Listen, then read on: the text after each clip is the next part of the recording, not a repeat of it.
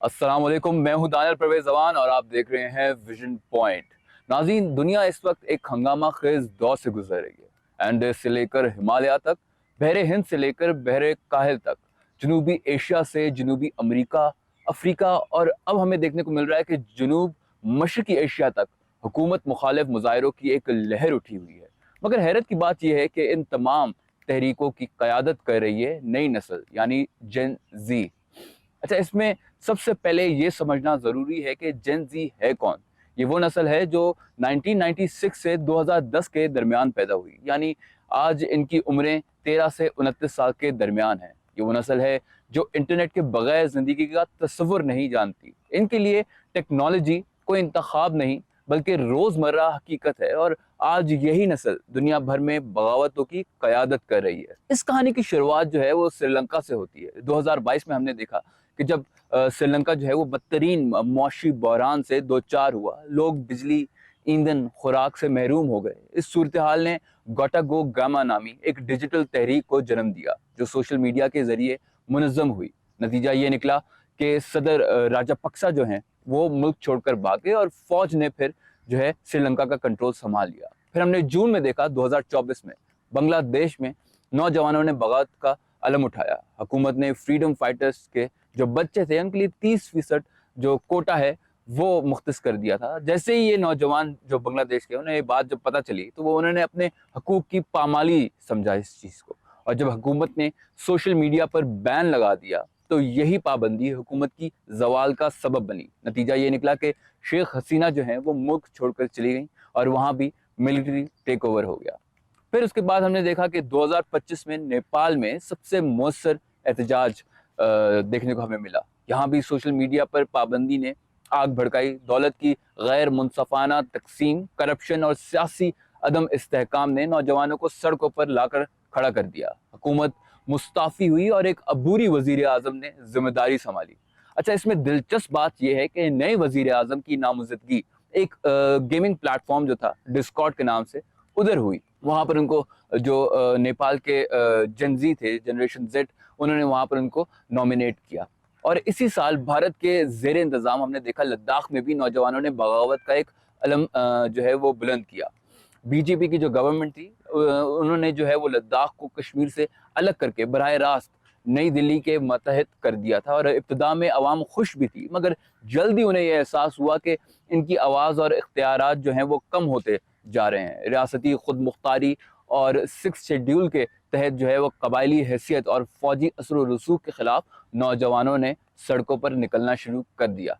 اچھا، پھر ہم آتے ہیں، اگر ستمبر کی بات کرتے ہیں 2025 میں، تو ہم نے دیکھا کہ میڈاگاسکر میں بھی یہ بجلی اور پانی کی قلت نے غصے کو جنم دیا۔ دیکھتے ہی دیکھتے یہ تحریک کرپشن اور بد انتظامی کے خلاف جو ہے وہ ایک ملک گیر احتجاج میں بدل گئی۔ صدر فرار ہوئے اور فوج نے اقتدار وہاں بھی سنبھال لیا۔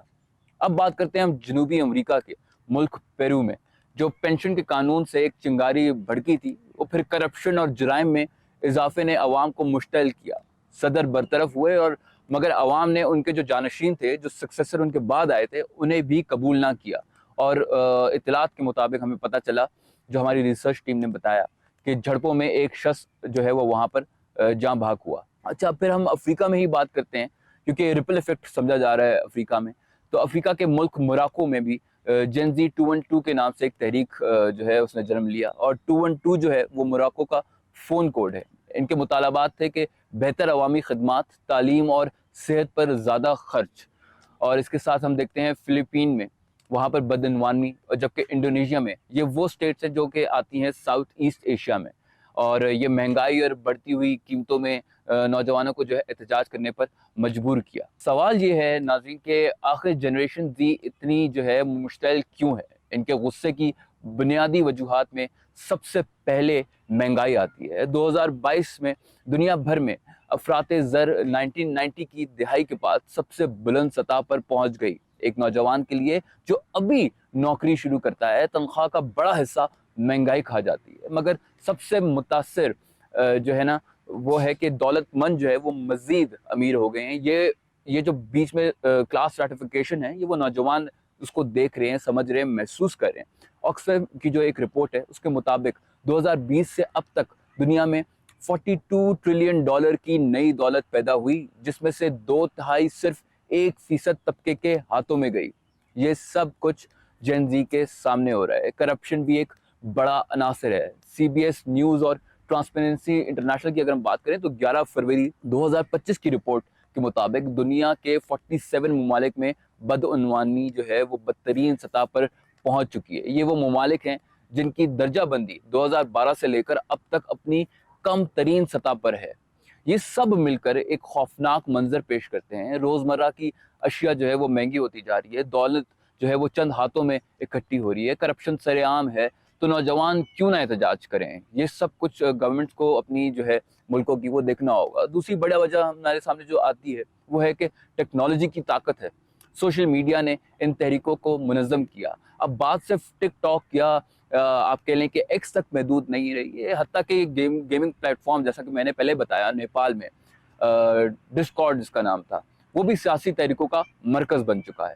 تیسری وجہ ایک ریپل ایفیکٹ ہے، جیسے ہم نے ساؤتھ افریقہ میں دیکھنے کو مل رہا ہے کہ عرب اسپرنگ جیسے ہوا تھا، اس کے دوران جو ہے ایک ملک میں کامیاب بغاوت دوسرے ملکوں کے لیے مثال بن گئی، ٹھیک ہے۔ نیپال کی جو تحریک تھی وہ میڈاگاسکر کے نوجوانوں کو متاثر کیا اس نے، اور اب افریقہ کے مختلف ممالک بامشمول جو کینیا میں بھی حکومتوں کو خبردار کیا جا رہا ہے کہ ایسا کوئی احتجاج جو ہے وہ آپ فیس کر سکتے ہیں۔ یہ سب محض اتفاق نہیں، یہ جنریشن زی کا حکومتوں کو ایک واضح پیغام ہے کہ آپ کارکردگی دکھائیں یا پھر آپ گھر جائیں۔ یہ نسل طویل وعدوں پر یقین نہیں رکھتی، یہ تیز رفتار دور کے نوجوان ہیں جو 1 منٹ کی ریل میں فیصلہ کرتی ہے، فوری نتائج چاہتی ہے۔ ان کے لیے جمہوریت کا مطلب صرف 5 سال بعد ایک ووٹ نہیں ہے، بلکہ ہر لمحے احتساب ہے۔ یقیناً ان کے کچھ اقدامات شدت پسندانہ بھی رہے ہیں، جیسے ہم نے نیپال میں دیکھا، پیرو میں دیکھا، میڈاگاسکر میں دیکھا کہ اموات ہوئیں، جھڑپیں ہوئیں، جن پر شدید مذمت ہونی چاہیے اور قانونی کارروائی بھی ہونی چاہیے، بالکل۔ مگر اگر دنیا چاہتی ہے کہ یہ صورتحال مزید نہ بگڑے تو نوجوانوں کی بات سننی ہوگی۔ آخرکار یہ دنیا کی کل آبادی کا 25% ہیں، باشعور ہیں، باخبر ہیں اور بے خوف ہیں۔ اگر حکومتیں ان کی آواز نہ سنیں تو تاریخ خود انہیں خاموش کر دے گی۔ مزید خبروں کے لیے دیکھتے رہیے ویژن پوائنٹ۔ اپنا خیال رکھیے گا۔ اللہ حافظ۔